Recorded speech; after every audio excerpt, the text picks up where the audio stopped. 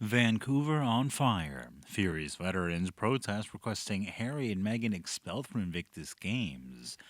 Protest movement in Vancouver. Harry and Meghan banished from Invictus Games after mass protest.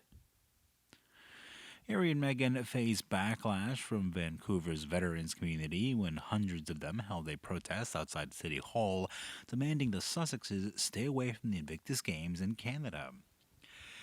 Next year, wounded, injured, and sick veterans, service members, and other non injured veterans expressed anger and frustration at Harry and Meghan's actions and statements as they considered disrespectful, disloyal, and damaging to the military and the monarchy.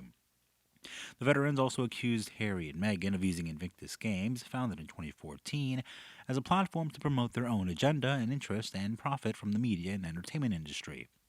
Thursday's veterans protest was organized by a group called Veterans Against the Sussexes, which has campaigned online and offline to have Harry and Meghan removed from the Invictus Games Foundation, as well as revoke their titles and patronage rights. The group has also sent letters and petitions to Prime Minister King and the Invictus Games organizers asking them to ban Harry and Meghan from the event and replace them with other royal patrons or representatives. The veterans rally, attended by approximately 500 veterans from various branches and ranks of the Canadian Armed Forces, as well as a number of supporters and bystanders, was loud and easy to be seen as protesters chanted slogans, waved signs, and burned effigies of Harry and Meghan. Some slogans and signs read, "Harry and Meghan are gone. Invictus Games, not Sussex Games. We are Invictus, we're not Sussex. Harry, you've betrayed us. Meghan, you're not welcome here. Sussexes leave Canada and eliminate the Sussexes." Protesters also sang the Invictus Games national anthem and flew the Canadian flag over the Invictus Games flag. The approximately 2-hour veterans protest was peaceful and orderly as the protesters followed the instructions of the police and the agency and did not cause any damage or disruption to public works. However, the protest was also tense and emotional as protesters expressed their discontent and disappointment with Harry and Meghan, as well as their hopes and expectations for the Invictus Games. Several protesters shared their personal stories and experiences of being injured or sick while on duty, and how Invictus Games helped them recover and regain confidence and purpose. They also expressed pride in the military and monarchy lawyer, as well as disappointment and resentment towards Harry and Meghan for abandoning and insulting them. The veterans protest, the first of its kind in Canada, has also put pressure and challenges on the Invictus Games organization and the organizers and sponsors of the Invictus Games in Canada.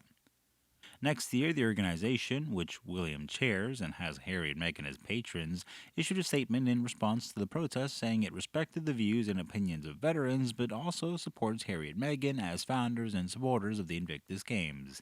The statement also said the organization is committed to hosting a successful and meaningful Invictus Games in Canada next year and hopes to welcome and celebrate all veterans and their families who will join the event.